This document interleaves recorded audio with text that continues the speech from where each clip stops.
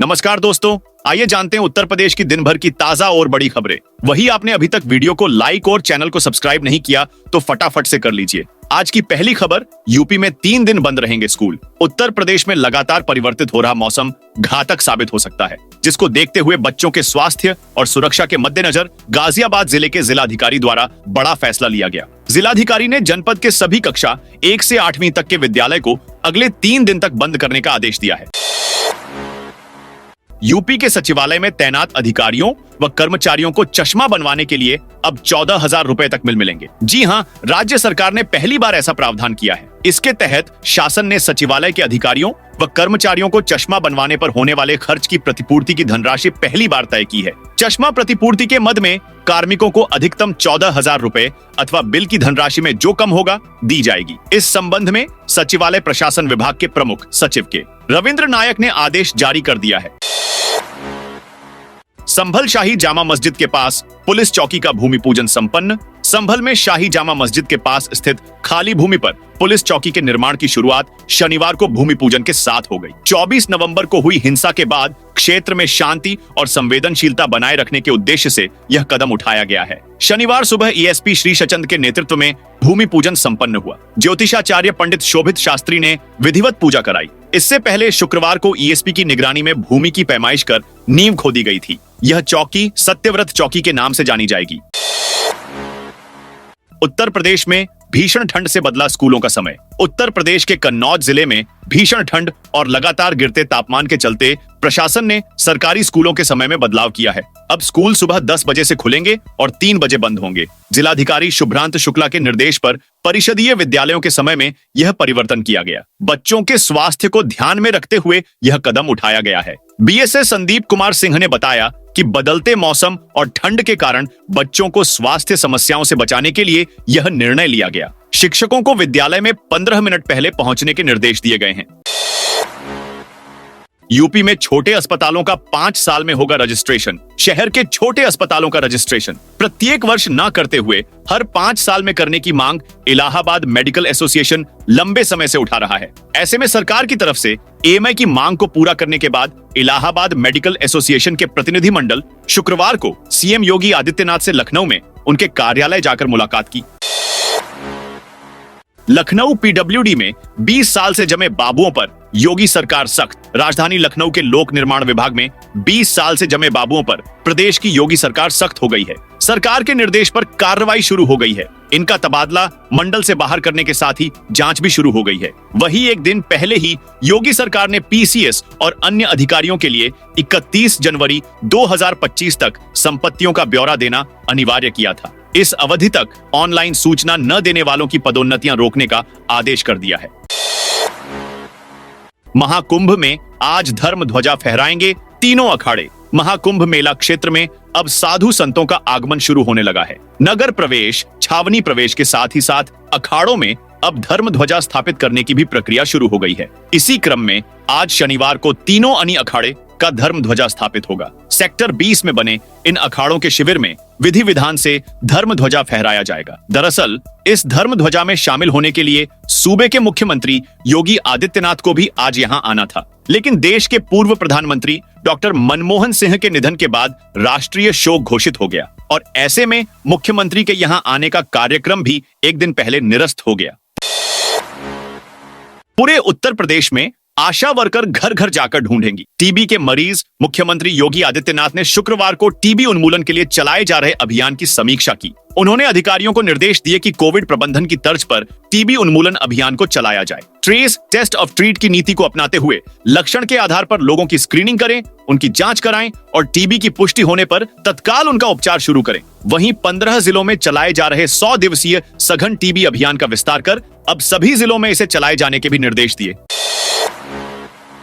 UP बिजली महकमा bill वसूली में फेल। निजीकरण का विरोध कर रहे बिजली महकमे के कर्मचारियों के सामने उत्तर प्रदेश राज्य ग्रामीण आजीविका मिशन की विद्युत सखियां नजीर पेश कर रही हैं। जिन इलाकों से बिजली बिल वसूलने में महकमा फेल था, वहां से विद्युत सखियां बिल वसूली में बेहतरीन काम कर रही हैं। महज 1 साल के अंदर विद्युत सखियों ने बिल राजस्व वसूली में 300% से अधिक की वृद्धि हासिल कर लिया है। 26 दिसंबर को सखियों ने एक दिन में 13 करोड़ रुपए वसूलने का रिकॉर्ड बनाया। पिछले 10 दिन में इन सखियों ने 102 करोड़ रुपए वसूल किए और इस पर कमीशन के रूप में 1 करोड़ 18 लाख रुपए कमाए हैं। पिछले वर्ष तक विद्युत सखियां हर महीने 25 करोड़ बिजली बिल वसूल रही थीं। अब हर महीने 80 करोड़ रुपए बिजली बिल राजस्व की वसूली की जा रही है।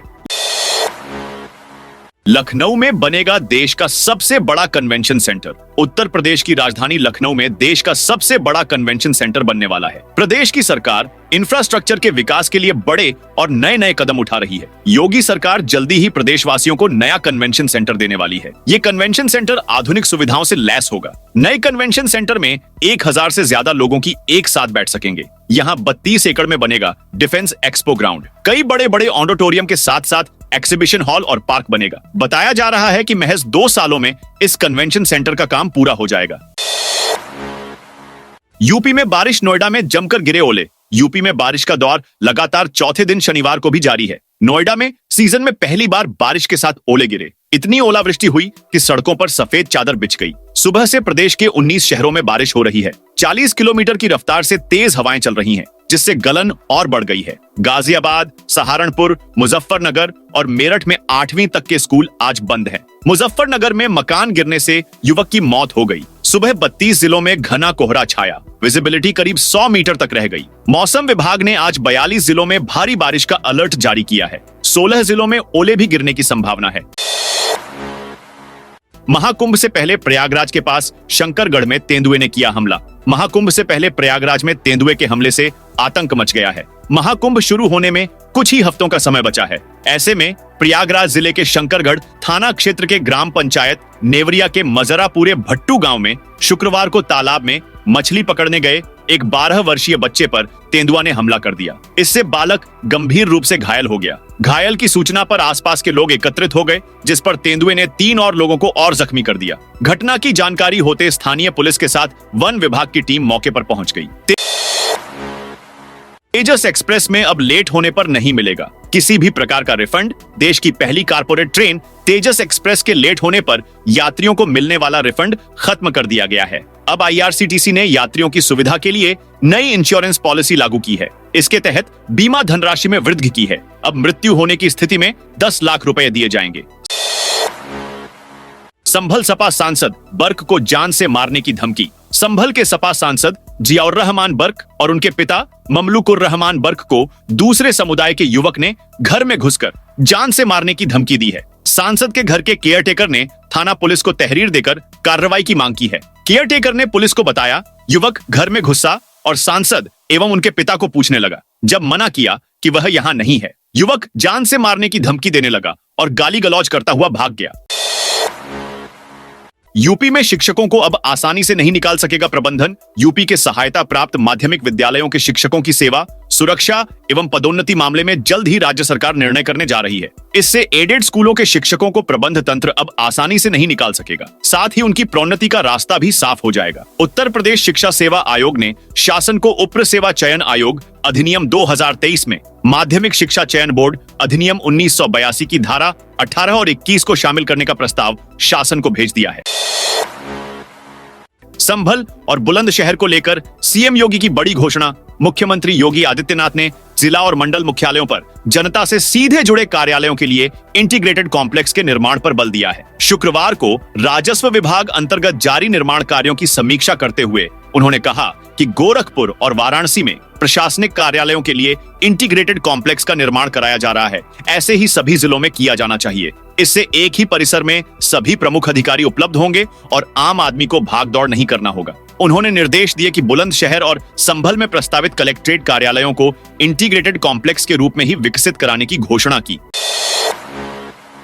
वृंदावन आने वाले भक्त ध्यान दें, बुजुर्ग और बच्चों के लिए एडवाइजरी। नए साल के पहले देश के कोने कोने से हर दिन श्रद्धालु मथुरा वृंदावन पहुंचते हैं। अभी रोजाना 1 से 1.5 लाख श्रद्धालु वृंदावन पहुंच रहे हैं। 30 दिसंबर से 5 जनवरी तक रोजाना 2.5 लाख से ज्यादा लोगों के पहुंचने का अनुमान है। प्रशासन की ओर से ठाकुर बांके बिहारी के दर्शन के लिए नई व्यवस्था बनाई थी, लेकिन न्यायालय से अनुमति नहीं मिलने के कारण पुरानी व्यवस्था से ही दर्शन होंगे। ऐसे में मंदिर और आसपास के क्षेत्र में भीड़ के दबाव को कम करने का पूरा इंतजाम सेवायतों को ही करना होगा। साल के अंतिम सप्ताह में जिस तरह से श्रद्धालु आ रहे हैं, उससे नए साल के आरंभ में हालात और भी खराब हो सकते हैं। एडवाइजरी के मुताबिक मंदिर प्रबंधन ने श्रद्धालुओं से बुजुर्ग और बच्चों को अपने साथ नहीं लाने की अपील की है। इसके साथ ही गंभीर बीमार, दिव्यांगजनों और गर्भवती महिलाओं को भीड़ ज्यादा होने पर मंदिर न आने की अपील की गई है। मंदिर प्रबंधन ने अपील करते हुए कहा कि श्रद्धालु भीड़ का आकलन करने के बाद ही वृंदावन आएं।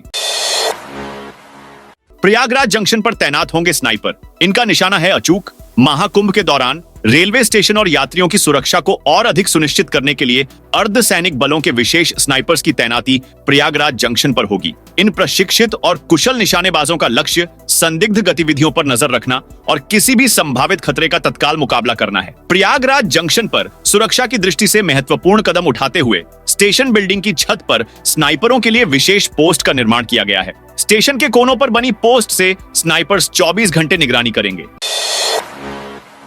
बंदरों ने चीनी मिल में छट कर दी 35 लाख की चीनी। यूपी के अलीगढ़ की एकमात्र सहकारी चीनी मिला साथा में जो चीनी बंदरों ने चट की थी, अब उस चीनी की कीमत की वसूली मिल कर्मियों से होगी। मामले की जांच कर रही कमेटी ने 29,92,000 से अधिक की आर्थिक क्षति का आकलन किया है। अब डीएम के स्तर से वसूली की कार्यवाही की जाएगी। बता दें, आपके समाचार पत्र हिंदुस्तान ने चीनी मिल में 30 दिन में 35 लाख की चीनी बंदरों द्वारा चट करने का खुलासा किया था। 1 जनवरी से पटरी पर दौड़ेंगी महाकुंभ स्पेशल ट्रेनें। प्रयागराज में लगने वाला महाकुंभ मेला 13 जनवरी 2025 से 26 फरवरी 2025 तक चलेगा। ऐसे में भारतीय रेलवे भी अपनी तैयारी में लगा हुआ है। रेलवे लंबी दूरी की महाकुंभ मेला स्पेशल ट्रेनों का संचालन 1 जनवरी से शुरू करेगा। 11 जनवरी तक 60 महाकुंभ स्पेशल चलाने की तैयारी है। वहीं जनवरी में लंबी दूरी की 254 महाकुंभ स्पेशल ट्रेनें चलेंगी। यूपी में डिजिटल पेमेंट में बड़ा उछाल। डिजिटल पेमेंट के मामले में यूपी में बड़ा उछाल आया है। केवल 3 महीने में डिजिटल भुगतान की संख्या 411.55 करोड़ से बढ़कर 707.64 करोड़ तक पहुंच गई। 290 करोड़ ऑनलाइन भुगतान की यह वृद्धि इसी तरह बरकरार रही तो अगले साल मार्च तक डिजिटल भुगतान की तादाद 1400 करोड़ के पार हो जाएगी। खास बात यह कि यूपी में हर व्यक्ति औसतन साल में 7.731 बार डिजिटल ट्रांजैक्शन करता है। एक वक्त था जब यूपी में डिजिटल भुगतान का उपयोग काफी कम था। साल 2018 से 19 में इसमें 31.63% का इजाफा हुआ। एसीपी मोहसिन कानपुर आईआईटी से नहीं कर सकेंगे पीएचडी। कानपुर आईआईटी की छात्रा के यौन शोषण के आरोपी एसीपी मोहसिन अब आईआईटी से पीएचडी नहीं कर सकेंगे। यूपी पुलिस की ओर से उन्हें दी गई एनओसी कैंसिल कर दी गई है। आईआईटी प्रशासन ने इसकी पुष्टि की। इधर एसआईटी ने एसीपी को अल्टीमेटम दिया है। कहा है कि 48 घंटे के अंदर एसीपी अपना बयान दर्ज कराएं। आज एसआईटी एसीपी के खिलाफ दर्ज दूसरी एफआईआर पर छात्रा बयान दर्ज कर सकती है। दूसरी एफआईआर 27 साल की छात्रा ने ही कराया है। नए साल के पहले ही श्री काशी विश्वनाथ धाम में श्रद्धालुओं की भारी भीड़ उमड़ रही है। बीते शुक्रवार को 2.5 लाख से अधिक श्रद्धालुओं ने बाबा विश्वनाथ का दर्शन पूजन किया। वहीं आज भी बाबा के दर्शन के लिए भक्त लंबी लाइनों में खड़े होकर अपने बरी का इंतजार कर रहे हैं। अनुमान लगाया जा रहा कि आगामी 1 जनवरी तक यह संख्या और भी बढ़ेगी। भीड़ का दबाव देखते हुए मंदिर प्रशासन ने सावन का प्रोटोकॉल लागू कर दिया है। स्पर्श दर्शन के साथ ही वीआईपी प्रोटोकॉल भी बंद कर दिया गया है। नए साल पर 10 लाख श्रद्धालुओं के आने का अनुमान है। महाकुंभ से पहले नेपाल सीमा पर चलाया चेकिंग अभियान। महाकुंभ 2025 के दौरान किसी आतंकी साजिश के खतरे को देखते हुए सुरक्षा एजेंसियां पूरी सतर्कता बरत रही हैं। डीजीपी प्रशांत कुमार ने महाकुंभ के दौरान नेपाल सीमा पर एसएसबी से समन्वय बनाकर सघन चेकिंग सुनिश्चित कराए जाने का निर्देश दिया है। कहा कि बैरियर लगाकर आने जाने वाले व्यक्तियों की 24 घंटे सघन चेकिंग कराई जाए। इसके साथ ही प्रयागराज व उसके सीमावर्ती जिलों में सभी चेक पोस्ट पर सघन चेकिंग हो। मेला ड्यूटी के लिए अब तक रवाना नहीं हुए अधिकारियों व कर्मियों के विरुद्ध कड़ी नाराजगी जताई। कहा, ऐसे सभी कर्मियों को तत्काल रवाना किया जाए।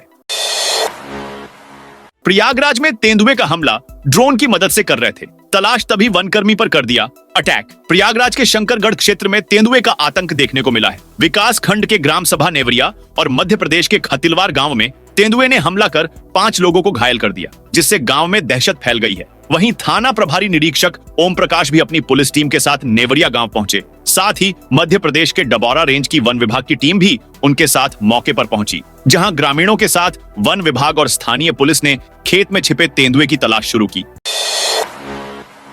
लखनऊ में पोस्टर पर लिखा, अंबेडकर हैं तो हम हैं, लखनऊ में बाबा साहब भीमराव अंबेडकर पर केंद्रीय गृह मंत्री अमित शाह के संसद में दिए गए बयान के बाद सियासी माहौल गर्म है। समाजवादी पार्टी के कार्यकर्ताओं ने विरोध में पोस्टर वॉर शुरू कर दिया है। शहर के 1090 चौराहे पर राष्ट्रीय लोहिया वाहिनी समाजवादी पार्टी के राष्ट्रीय उपाध्यक्ष तोकिद खान गुर्जर ने एक बड़ा पोस्टर लगाया है। इस पोस्टर में सपा प्रमुख अखिलेश यादव की तस्वीर के साथ लिखा गया है, हक है, दम है, अंबेडकर हैं तो हम हैं। साइनेज बताएंगे घाटों व शिविरों तक जाने का रास्ता। महाकुंभ में आने वाले श्रद्धालुओं को घाट और आश्रमों तक पहुंचने में कोई असुविधा न हो, इसके लिए विशेष तैयारी की जा रही है। श्रद्धालुओं को रास्तों की सटीक जानकारी मिल सके, इसके लिए सिर्फ मेला क्षेत्र में 800 साइनेजें लगाने का कार्य तेजी से किया जा रहा है। अब तक कुल 400 से अधिक साइनेज लगाए जा चुके हैं। 31 दिसंबर तक सभी 800 साइनेज लगाने का कार्य पूर्ण करने का दावा भी किया जा रहा है। लखनऊ के इंडियन ओवरसीज बैंक से करोड़ों की चोरी। लखनऊ के इंडियन ओवरसीज बैंक में करोड़ों का सोना और ज्वेलरी लूटने के मामले में पुलिस ने 25,000 रुपए का इनामी बदमाश मिथुन को गिरफ्तार कर लिया है। इस मामले में पुलिस ने अब तक 5 आरोपियों को गिरफ्तार किया है, जबकि 2 आरोपियों का एनकाउंटर भी हो चुका है। पुलिस का दावा है कि चोरी हुए माल की अधिकतम बरामदगी हो चुकी है। इसके बाद से लॉकर मालिक लगातार बैंक में अपना सामान वापस पाने के लिए पहुंच रहे हैं। चिन्हट पुलिस ने लॉकर मालिकों के लिए एक फॉर्म जारी किया है, जिसमें उन्हें अपनी पूरी डिटेल्स भरनी होगी। इस घटना के बाद से पीड़ितों ने बैंक की सुरक्षा व्यवस्था पर सवाल उठाए हैं।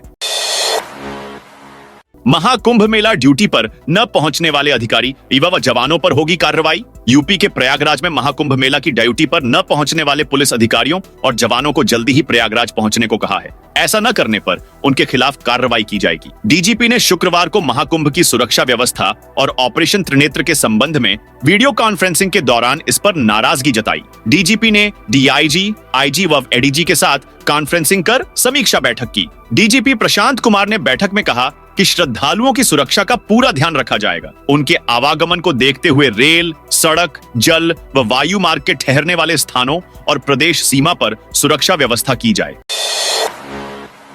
हाथरस में गूगल मैप ने दिखाया गलत रास्ता। हाथरस में गूगल मैप की वजह से एक कार चालक रास्ता भटक गया और निर्माणाधीन हाईवे पर चढ़ गया। इससे एक कार दुर्घटनाग्रस्त हो गई। इस कार में कुछ लोग सवार थे। हालांकि किसी को ज्यादा गंभीर चोट नहीं आई और एयरबैग खुल गए। पुलिस भी वहां पहुंच गई और इनको गाड़ी से निकाल लिया। नमो भारत ट्रेन अब दिल्ली के न्यू अशोकनगर से मेरठ दक्षिण तक दौड़ने को तैयार। दिल्ली के न्यू अशोकनगर से साहिबाबाद तक नमो भारत ट्रेन परिचालन के लिए सीएमआरएस मंजूरी मिल गई है। प्रधानमंत्री का कार्यक्रम तय होने के बाद परिचालन शुरू हो जाएगा। अभी हर 15 मिनट में न्यू अशोकनगर से नमो भारत मिलेगी। यात्रियों की संख्या के आधार पर समय को बाद में कम किया जा सकता है। दिल्ली मेरठ के बीच प्रस्तावित नमो भारत का परिचालन जल्दी शुरू होगा। गंगा में बन रहा 4,500 टन लोहे स्टील का ब्रिज। प्रयागराज के मलाका में 26 नवंबर 2020 से 10 किलोमीटर लंबा देश का दूसरा सबसे बड़ा 6 लेन ब्रिज बनाने का काम शुरू हुआ। इसमें करीब 4 किलोमीटर का पुल गंगा नदी पर बनना था। महाकुंभ 2025 के लिए यह पुल बहुत जरूरी था। वजह गंगा नदी पर बने 50 साल पुराने पुल का जर्जर होना। दूसरा यह कि एक रास्ते से करोड़ों श्रद्धालुओं का संगम तक पहुंचना भी आसान नहीं है। मलाका में इस पुल का निर्माण फरवरी 2024 तक हो जाना चाहिए था, लेकिन यह अभी तक बनकर तैयार नहीं हो सका है। यही वजह है कि विकल्प में एक अस्थायी ब्रिज बनाया जा रहा है। यह ब्रिज स्टील का होगा।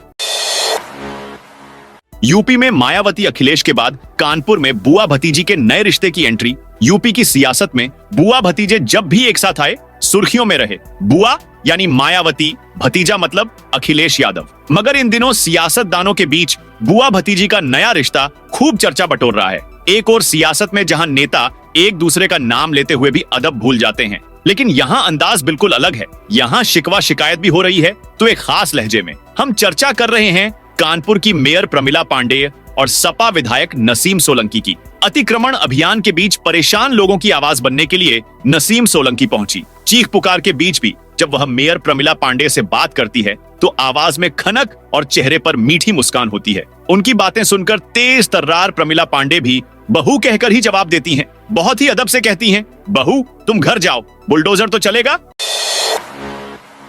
कुंदरकी के बीजेपी विधायक बोले, अखिलेश यादव में दम है तो मेरे खिलाफ चुनाव लड़े। मुरादाबाद में कुंदरकी के बीजेपी विधायक रामवीर सिंह ठाकुर ने बड़बोला बयान दिया है। भाजपा विधायक मुरादाबाद में बोले, यदि सपा मुखिया अखिलेश यादव को ये लगता है कि मुस्लिम मतदाता उनके साथ हैं, तो मैं इस्तीफा देने को तैयार हूं। वो मेरे खिलाफ चुनाव लड़कर दिखाएं। बता दें कि रामवीर ठाकुर मुस्लिम बहुल सीट कुंदरकी में हुए उपचुनाव में करीब 1.5 लाख वोटों के भारी अंतर से जीते हैं। भाजपा करीब 3 दशक बाद ये सीट जीत पाई है। रामवीर सिंह ने मीडिया से बातचीत में कहा, मैं प्रशासन की मदद से चुनाव नहीं जीता हूं, बल्कि मुझे मुस्लिम और यादव मतदाताओं ने चुनाव जिताया है। महाकुंभ में एयर इंडिया देगा उड़ान सेवा। महाकुंभ के दौरान हवाई यात्रा और भी सुविधाजनक होने जा रही है। एयर इंडिया एक्सप्रेस ने प्रयागराज से दिल्ली और कोलकाता के लिए उड़ानों की अनुमति मांगी है। इससे महाकुंभ में आने वाले श्रद्धालुओं और पर्यटकों को हवाई यात्रा में सहूलियत होगी। हालांकि अभी एयर इंडिया एक्सप्रेस ने इसका शेड्यूल जारी नहीं किया है। इंडिगो, अकासा और एलायंस एयर जैसी विमानन कंपनियां पहले से ही प्रयागराज से उड़ान सेवा प्रदान कर रही हैं। दिल्ली, मुंबई और 8 अन्य शहरों के लिए फ्लाइट उपलब्ध हैं। देश भर के 3,280 लोको पायलटों ने लगातार 5 रात तक चलाई ट्रेन। रेलवे के 3,280 लोको पायलटों को लगातार 5 रात या उससे अधिक समय तक ट्रेन चलानी पड़ी। नियमों के अनुसार रनिंग स्टाफ से अधिकतम 4 रात तक ही लगातार ड्यूटी कराई जा सकती है। इस चूक का खुलासा होने पर रेलवे बोर्ड ने centre for railway information centre को हिदायत दी है। बोर्ड क्रिस को अपने सिस्टम में अलर्ट सिस्टम बनाने के निर्देश दिए हैं। रेलवे बोर्ड द्वारा 26 दिसंबर को जारी रिपोर्ट में बताया गया है कि अक्टूबर में 1,360, नवंबर में 1,607.7 है। 1,224 और 25 दिसंबर तक 690 रेल चालकों ने लगातार 5 रात या उससे अधिक समय तक ड्यूटी की।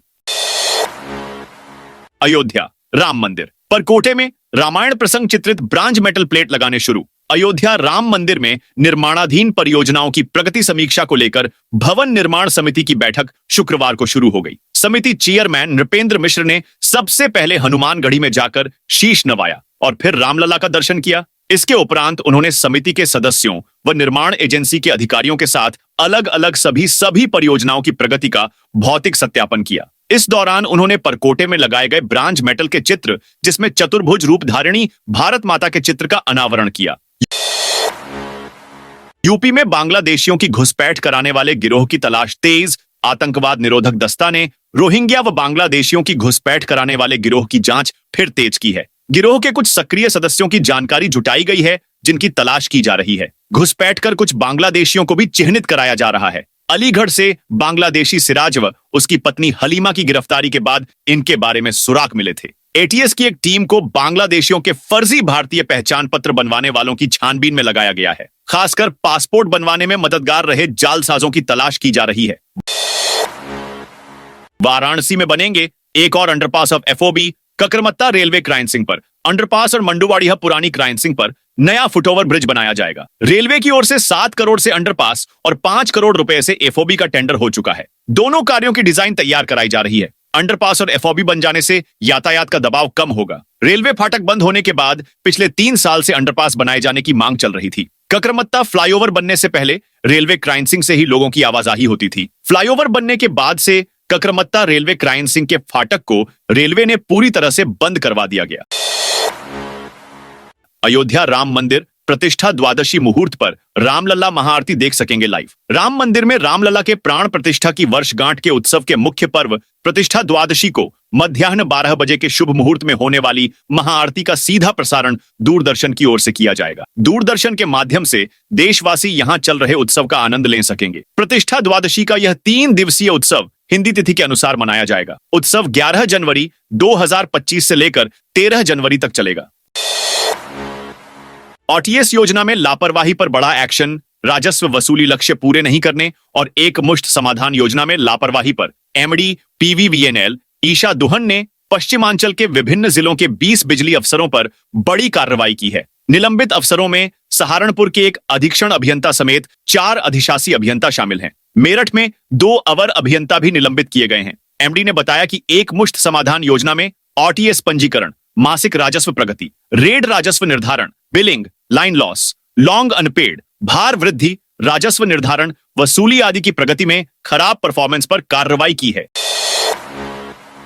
वाराणसी में मैरियलॉन से आभूषण पार करने वाला गिरोह दबोचा। वाराणसी के लालपुर स्थित मैरिज लॉन से शादी समारोह में लाखों के जेवरात भरा बैग पाकर करने वाले गिरोह को लालपुर पुलिस ने गिरफ्तार कर लिया। गैंग के 3 शातिर अपराधी पुलिस ने दबोच ली, वहीं अन्य की तलाश जारी है। गिरोह की यह पहली वारदात नहीं थी, इससे पहले भी वे शादी समारोह से जेवर नकदी पार कर चुके थे। साथियों, ये थी उत्तर प्रदेश की दिन भर की ताजा और बड़ी खबरें।